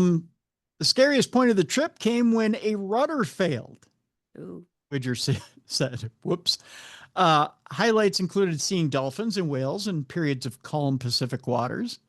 I'm sure Phoenix wanted to get out and have dinner at that point, seeing dolphins and whales. Probably a little too much for Phoenix. Being in the middle of the ocean when it was completely glass in every direction was an absurd feeling, he said. The 29-year-old Widger says he never felt truly alone since he was communicating with friends by means including video conference. But he also lamented not experiencing the open waters in a way that other sailors who didn't have access to tools like Starlink internet satellites have in years before. Oh. See? Right. Let's just say Christopher Columbus never was able to get on Starlink and be like, show me where America is. He said he may travel next to French Polynesia with Phoenix, but he said he had been focused on getting to Hawaii and not on what he'd do after that. He said he also needs to make repairs to his boat. So there's that. But you know what? He's got 50 grand to do that with. Mm-hmm. So there you go. Good for him. A little bit of a heartwarming story for you in the program today. Yeah. So there's that. There's a little something uplifting, a little heartwarming to end the program today. All right. Now I have it on good authority. I'm just going to tease this now. Potentially next week you might have a little something for us on the recipe. Yes. On the thing. Yep. Okay. So here's the deal, folks. Not that I'm encouraging you to swarm Mallie with recipes. Yeah. But a listener sent Mallie a recipe. And she's going to try it, I believe, maybe in the next week or two. We're going to give her a couple of weeks because things have been busy there at the Fox household. Holiday and everything. But in the next couple of weeks, Mallie's going to try this recipe that was sent to her. So we'll let you know. Yes. pardon me, I have hiccups for some reason today. Uh-huh. Now I'm getting them really bad. I think that means it's time to wrap up the show. Wait, don't you have a Parashare? Yes, I do. I can't wrap up the show yet. You're right. I have a Parashare. Let's grab that real quick before we go anywhere. You're right, Mallie. I do have a Parashare. We do have a Parashare today. We have you're right, Mallie. That's right. If you have a Parashare for us before we go anywhere, thank you for reminding me. If you have a Parashare for us, it's real simple. You either send an email to us, tim@darknessradio.com. You can go on the website. The website, folks, is darknessradioshow.com. There's a blue button on the right-hand side where you can leave us a voice note. You get 2 minutes to do so. So leave us that voice note. If you need more time, you just click on the blue button again. You got another 2 minutes. Rinse, repeat, rinse, repeat, rinse, repeat. I'll stitch those voice notes together to air your story here. Or if you have a studio like the one you're looking at, if you're watching us on YouTube, you can put together your own theater of the mind, put in some music, put in some sound effects. I'll screen that theater of the mind that you put together, and should it pass muster, we'll put it right here on the air, and we'll do it that way. So that's how you've got one of 3 ways that you can put together your story for us here on Supernatural News. Put together your Parashare story. Okay, so this one comes from Nancy. She says, hello, Tim. I have a Parashare for you. Monday, May 19th, 2025. A peaceful sleep, the morning sun creeping through the curtains, and anticipating my 6 a.m. alarm on my phone to sound off to start my work week. Yeah, see, that's way too early. Just saying. I heard the alarm go off a foot from my bed. While I heard this sound, I felt my bed vibrate to the sound of the alarm. The kickers are, my phone was in the other room, several feet away from my bed. No tremors reported in my area. No big trucks went by, etc., to cause the bed to shake. By the way, it was only 5:15 or 5:30 a.m. when I experienced this. So the alarm shouldn't have been going off. No special effects attached to the bed in case your mind went south. And I live alone. No pets either. Your friend Nancy. So what made that all happen? Interesting, huh? Yeah. Interesting tidbit to think about as we leave you today. So if you people have an idea, let us know what happened to Nancy. Yeah. Time slip, paranormal experience, or ghosts in her phone. Let us know. We'd be interested to know. What do you think, Mallie? Just I don't know. Maybe a time slip. It might be. That might be. Could be. Could be. I'm very interested to know myself. If I had to take a guess, it might be a time slip. Might be a time slip, or angry ghost just trying to get you out of bed, Nancy. That's what I'd say. Right. Yeah. I mean, I'm curious to know if it happens again, though. Very true. Because if it happens again, then maybe it would be a ghost. Oh, very true. Or maybe someone on the other side was trying to get you up and at 'em and awake for one reason or another, because they needed to deliver a message of some sort to you. Yeah. You know, you never know. Things like that happen for a reason. And if you hadn't figured out the reason, or you didn't have something that didn't happen immediately afterwards, I don't know that I can help you with that. Yeah. You know? So it's hard to nail that down. You know what I'm saying? But without a follow-up from Nancy, I can't tell you. Right. What exactly was supposed to happen. So that's the name of that tune. All right. On tomorrow's show, my gosh, we're hitting fast and furious here, Mel. We got an interesting couple of weeks coming up. Okay. Um, boy, I don't know if I should tease the next couple of weeks or I think I'll just tease tomorrow. That's what I'll do.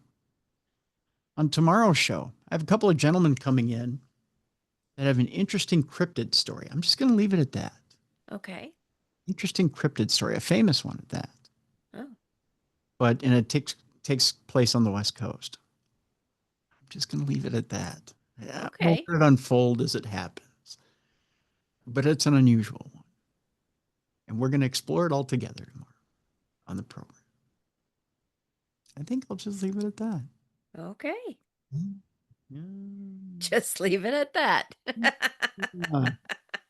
Because, yeah. And then we're going to get scientific about the paranormal the week after Okay. with a couple of sisters. Oh. Yep. They have a brand new book out there. It's going to be an interesting few weeks. I'm telling you. Cool. And then Mal, Uh-huh. so I don't want to give too much away, but let's just put it this way. May into June, very interesting month. Very interesting month of shows coming up. Okay. Yeah. We're going to get a little wacky. Yeah. So got some interesting shows. Very nice. Yeah. Always trying to put together interesting stuff. So Very cool. Very cool. and again, if you guys have a topic you want to hear, if you have somebody you want me to talk to, forward it along. Tim@darknessradio.com. And do more than just, hey, I want you to talk to Zach Baggins. Okay. Yeah. Zach too. That's great. I think we all would like to talk to Zach. Hit me up with a website or a contact name and number, or somebody that, if it's somebody you personally know, like a paranormal group or an author that has a new book out, or a filmmaker that has a new film out, or something to that effect, hit me with the information, as opposed to, it'd be really cool, Santa Claus. Yeah, I'd like to talk to Santa too. But, yeah. Mm-hmm. I've gotten plenty of vague ones, but Uh-huh. it doesn't help me. I've sat and imagined on my own time, Mallie. I don't need the help there. Right. But yeah, we'll get them on as soon as we get a hold of them and get them on the program and talk to them. And by all means, the other thing I want from them too, when you have a suggestion, I want to know what you want to ask them. How's that for fun? Mm. Not just, give me a suggestion for who you want on the program. I want to know what you want to ask them. Why are you so hot to trot to get them on the show? Because obviously you have things you want to ask them, right? Right. Yeah. Give me an idea of what you would ask them if you were hosting the show. Not that I'm trying to get you to do my job for me. Right. It's just, I think that's kind of cool, right? So give me an idea of what you would ask them. I think that'd be kind of cool too, right? Get your 2 cents in too. So, all right. So tomorrow on the show, Mark Everton and Steve Edmiston.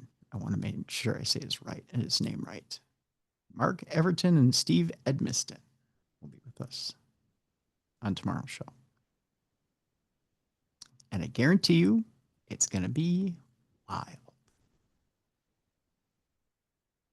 It's on tomorrow's show here on Darkness Radio. So for Mallie Fox, I'm Tim Dennis. Thank you so much. Again, a couple of quick notes for you. First of all, Okay. Executive producer of today's program is Troy Palmer. Troy, thank you for everything you do. Second, if you're not watching the show on video, go to YouTube. Check out the original Darkness Radio on YouTube. Like and subscribe if you'd liked the program, please. We'd like to add you to our family over on YouTube. Please check us out there. If you like the show in general, give us a nice review, please. And be kind and give us a nice review. We'd appreciate it. A nice 5-star review would be nice. Consider it a birthday gift for both Mallie and I. A birthday gift. Did you get one this year, Mallie? I haven't got one. Your birthday's in August. That's right. Give us a nice birthday gift. Let's see what else. And what's the other thing? Oh, check out the Darkness Radio store and support the show. darknessradioshow.com. There you go. All right. With that, we will see you tomorrow for something wild and cryptid right here on the best in paranormal podcasting. This is Darkness Radio. For more audio and video archives of the show, intriguing content, and cool swag, check out darknessradioshow.com. The executive producer of Darkness Radio is Troy Palmer. If you enjoyed today's program, make sure you like and subscribe. And be sure to join us tomorrow for the Maury Island incident with Mark Everton and Steve Edmiston.